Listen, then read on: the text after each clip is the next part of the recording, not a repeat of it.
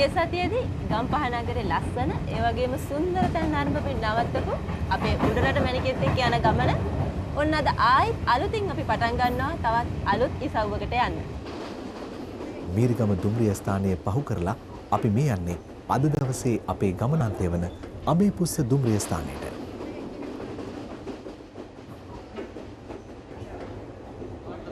මුහුදු මට්ටමින් මීටර් 50ක උසකින් පිහිටි මීරිගම දුම්රිය ස්ථානයට පසුව හමුවන්නේ විල්වත්ත හා බෝතලී දුම්රිය ස්ථාන දෙක.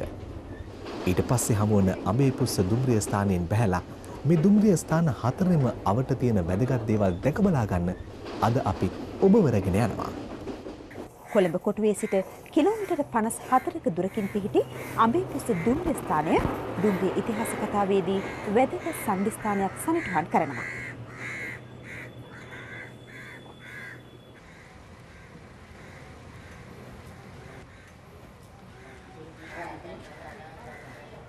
අපි මේ ඉන්නේ අඹේපුස්ස දුම්රියපලේ.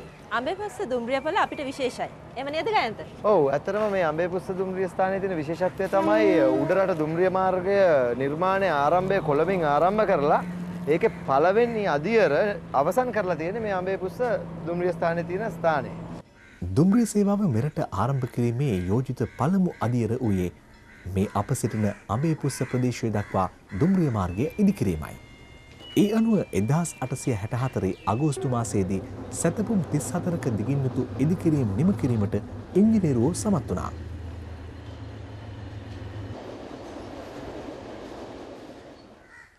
ඒ අපි පහු කරේ අද උදේ 9:00ට කොළඹින් පිටත් වුණ උඩරට මැණිකේ දුම්රිය. හැබැයි අපිට හැමතිස්සෙම එයත් එක්ක නයි යන්න ලැබෙන්නේ නැහැ. ඒ වුණාට අපේ ගමනේදී එයා හැමතැනදීම හම්බ වෙනවා.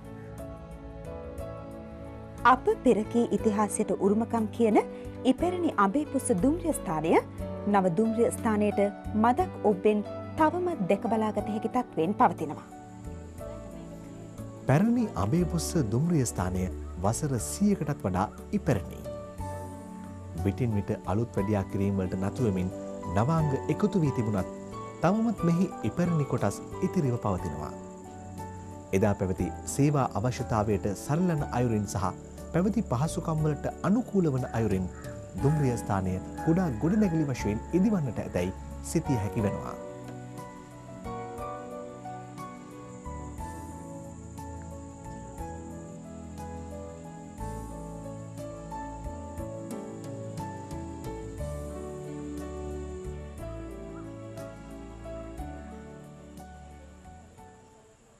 කැලෑපත ප්‍රදේශවලින් වැසී ගිය අති දුෂ්කර ප්‍රදේශ හරහා දුම්රිය මාර්ගයේ එළීමේ කටයුත්ත එදා ඉංග්‍රීසි ජාතිකයන්ට අභියෝගයක් වන්නට ඇති. අඹේපුස්ස දක්වා වැටුණු ප්‍රථම අදියරේදීම කඳුකැටයක් සහිත භූමියක් හරහා දුම්රිය මාර්ගය ඇතිරීමට සිදු වුණා. එහි ප්‍රතිඵලය වූයේ අප ඉදිරියේ තිබෙන මේ ප්‍රථම බිංගය කැණීමට සිදුවීමයි.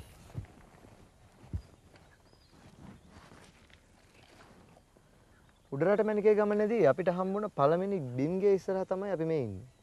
මේ බිම්ගේ පිහිටලා තියෙන්නේ බෝතලෙත් විල්වත්තත් කියන දුම්රිය ස්ථාන දෙක අතරේදී. හැබැයි මේකේ විශේෂත්වයක් තියෙනවා නේද ගයන්ත? ඔව් ඒක තමයි මේ බිම්ගේවල් දෙකම එක සමාන්තරව පිහිටලා තියෙන බිම්ගේවල් දෙකක් අපිට දකින්න පුළුවන් මේ වෙලාවේ. යමුද බලන්න. මීරිගම හා අඹේපුස්ස දුම්රිය ස්ථාන අතර 32 වෙනි සැතපුම සලකුණු වූ ස්ථානයේ උඩරට බලා තිබෙන මාර්ගයේ ප්‍රථම බිංගය මෙසේ ඉදිවී තිබෙනවා. මෙහි දිග අඩි 581ක්. මේ බිංගයට යාබදව ඊට සමාන්තරව දිවෙන තවත් බිංගයක් දක්නට ලැබෙනවා.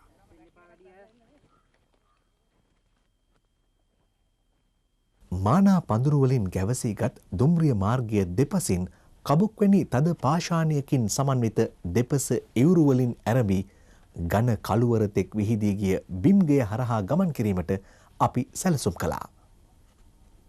දේශීරාව හේතුවෙන් නිරන්තරයෙන්ම තෙත් ගතියෙන් යුක්ත ඉවුරු දෙපස ලොකු කුඩා පැලෑටි රාශියක් දක්නට ලැබෙනවා.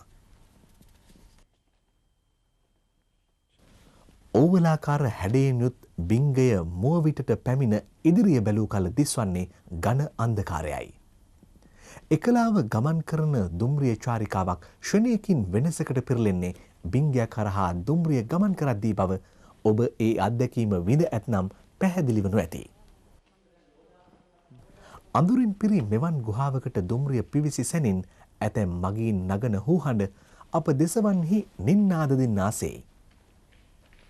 කෑලි කපන අඳුර මැදින් දුම්රියක් පැමිණියේදෝයි සැකයෙන් අපි අනෙක් පසින් මතු වූයේ උඩරට මැණිකේ ගමනේදී බිම්ගයක් කරහා ගිය පළමු අත්දැකීම විඳගනිමින්.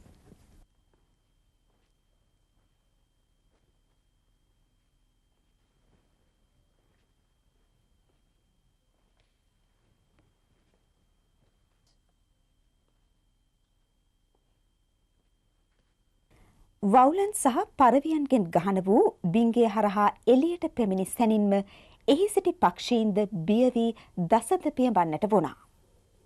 මේ පරවියන්ගේ වාසභවන වෙලා තිබෙන්නේ මේ බිංගයයි. බිංගයාවට ප්‍රදේශයේ අපූරු පාරිසරික විවිධත්වයක් දක්නට ලැබෙනවා.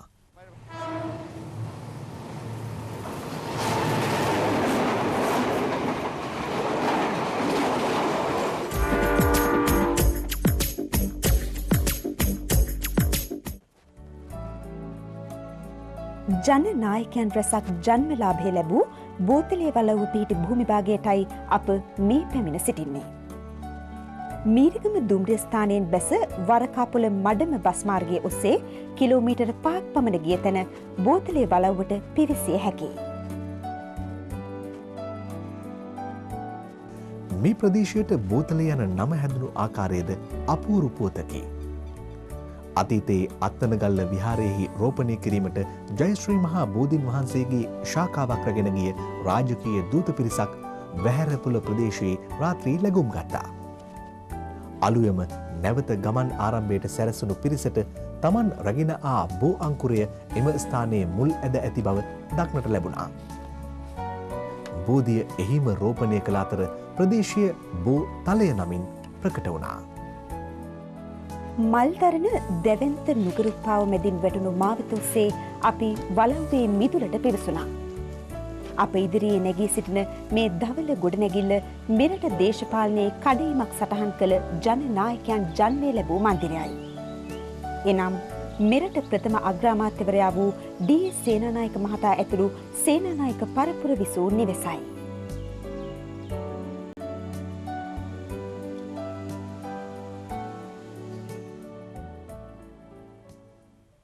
උඩරට මැණිකෙත් එක්ක යන ගමනේදී අපි ඔබව එක්කයි යනවා කියලා කිව්වා විශේෂ ස්ථාන බලන්න. අඹේ පුස්සෙන් බහැලා මේ තවත් තැනකට තමයි අපි ඇවිල්ලා ඉන්නේ. අපි අද ඇවිල්ලා ඉන්නේ ඊටාම සුවිශේෂී තැනකට. මේක තමයි බෝතලේ වලව්ව. බෝතලේ වලව්වට ළඟ අඹේ පුස්ස දුම්රිය ස්ථානේ නෙමෙයි. බෝතලේ දුම්රිය ස්ථානේ. අපි යන් බලන්න.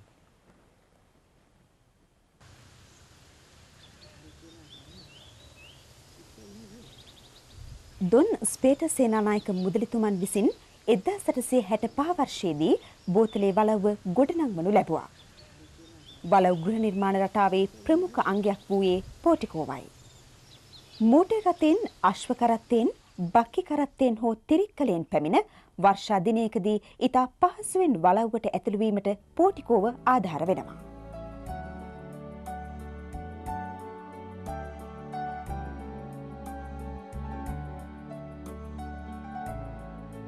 ක්‍රිස්තු වර්ෂ 1739 දී මෙරට පාලනය කළ නායක්කාර රාජ්‍ය පාලන යුගයේදී ප්‍රභූන් පදිංචිව සිටි නිවාස වලව් යනුවෙන් හඳුන්වනු ලැබුණා. පසු කලෙක පහතරට ප්‍රභූන් වාසය කළ වාසස්ථාන සඳහාද වලව් යනුවෙන් භාවිතා වුණා.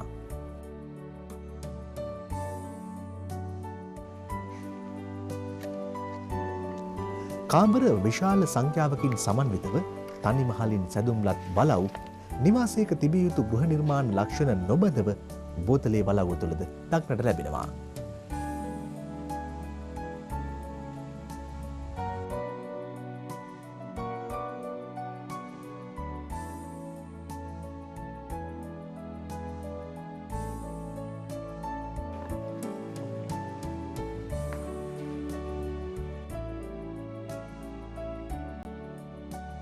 විසිත්ත කාමරය වලව්වක තවත් වැදගත් ස්ථානයක්.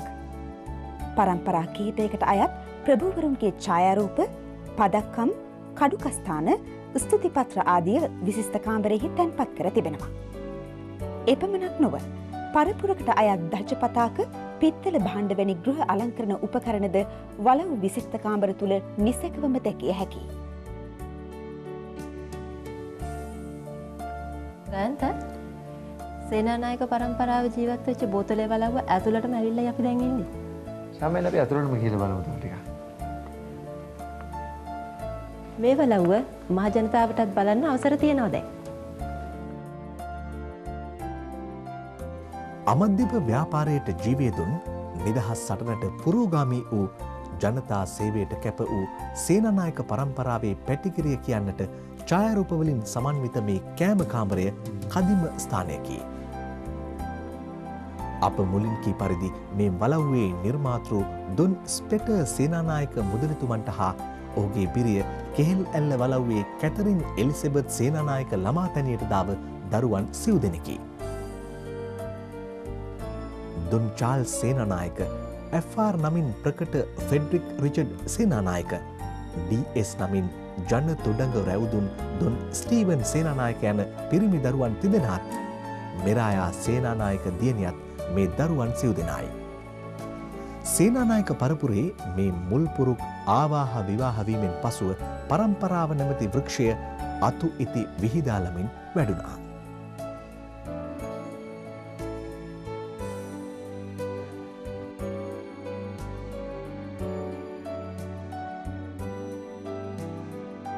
මේ වන විට මහජන ප්‍රදර්ශනයට වෙන් කර ඇති වලව්වේ භාණ්ඩ අතර මේ වතුර පිරිපහදුව වසර 100කටත් වඩා ඉපැරණි.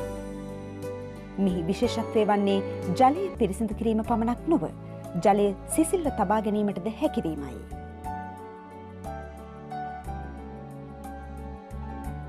බෝතලේ වලව්ව සුවිසල් කාමර 5කින් සමන්විතයි.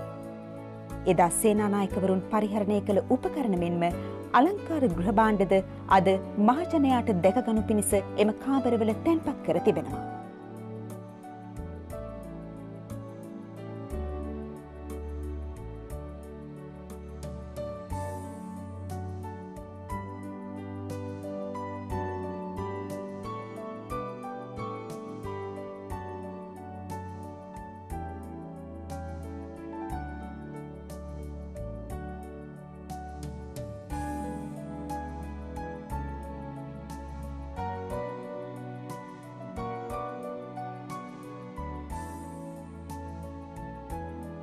සේනානායකවරුන් අසුන් පිට යාමට මෙන්ම පෝලෝ ක්‍රීඩාවටද උපන් හපන්කම් දැක්වුවා.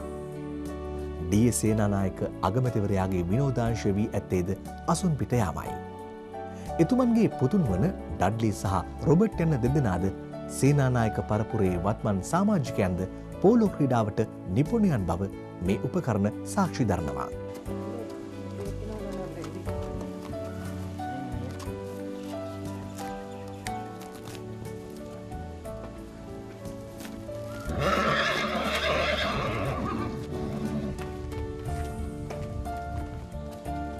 වලව්වක ශ්‍රී විභූතිය කියාපාන තවත් අංගයක් අශ්වගාල. බෝතලේ වලව්ව අසල සැලකිය යුතු භූමි භාගයක් අශ්වගාල සඳහාද වෙන් කර තිබුණා. එහි අශ්වයන් විශාල ප්‍රමාණයක් අදද රැකවරණය ලබනවා.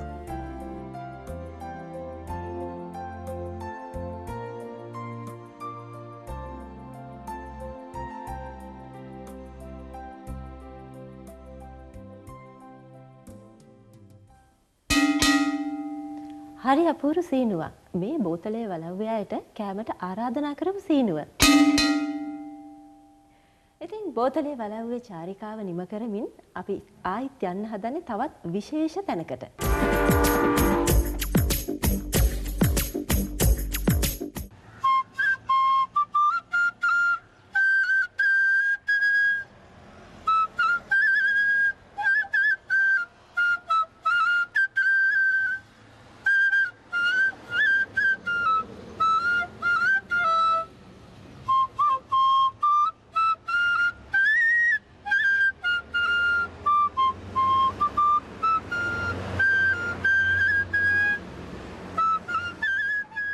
ගේ අනුවාදනයක රසමිහිර විදගනිමින් කොළඹ නුවර පාරේ අඹේපුස්ස නම් ස්ථානයට ඓතිහාසික වටිනාකමක් ගෙන දුන් අඹේපුස්ස තානායමටයි අප දැන් මේ පිවිසෙන්නේ.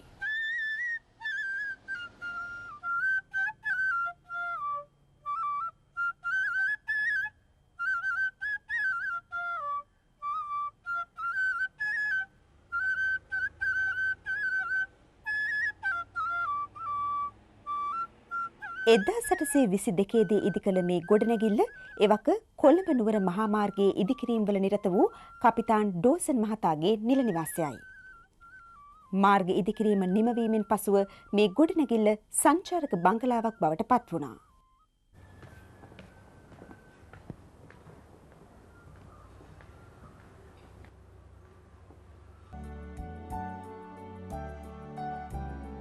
එදහස් 867 දී අඹේපුස්ස දක්වා දුම්රිය ගමන් ඇරඹීමෙන් පසුව එතැන් සිට උඩරටට ගමන් කිරීමට දුම්රියත් අශ්වකෝච්චියත් සම්බන්ධ කරගනු පිණිස මාර්ගයක් ඉදිකරනු ලැබුවා. මහනුවර මාර්ගයේ අඹේපුස්ස නම් ස්ථානය එකී මාර්ගය සම්බන්ධ වූ ස්ථානයයි. එහි කුඩා කඳු ගැටයක් මත මනරම් භූමි භාගයක පිහිටි අපූරු ගොඩනැගිල්ල අප දැන් මේ සිටින අඹේපුස්ස තානායමයි. 1966 වර්ෂයේදී මෙය සංචාරක මණ්ඩලය යටතේ පාලනය වන සංචාරක නිකේතනයක් බවට පත් වුණා.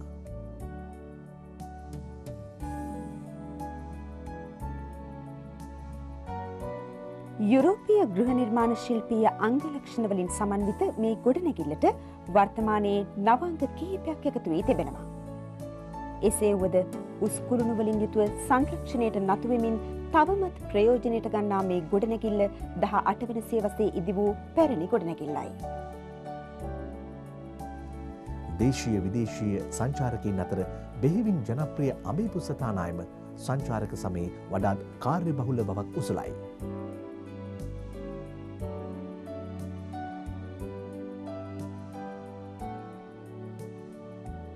අඹේපුස්ස තානායම වායු සමනය කළ හා නොකළ සුවපහසු කාමර 7කින් සමන්විතයි.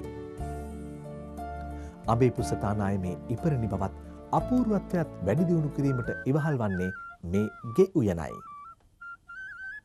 පිහිටි පොළව උපයෝගී කරගනිමින් භූමි අලංකරණය කෙරෙහි වැඩි අවධානයක් යොමු කළ තානායමේ උද්‍යානය සංචාරකයින් සිත් බැඳගන්නේ නිතැතින්.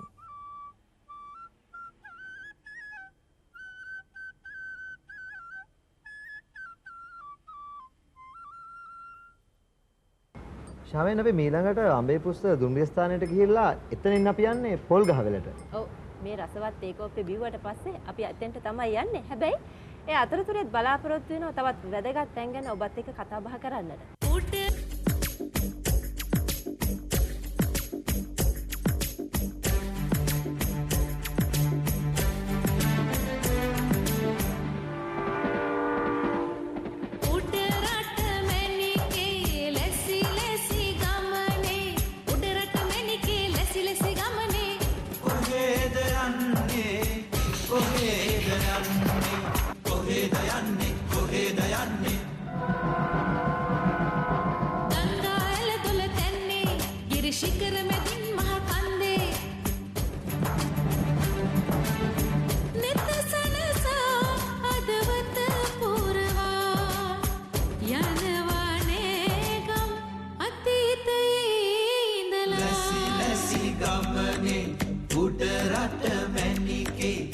ලැසි ගමනේ උඩරට මැනිකේ කොහෙද යන්නේ කොහෙද යන්නේ උඩරට මැනිකේ හෙදකාරයි කොපුල් තලය ඇගේ මනහාරයි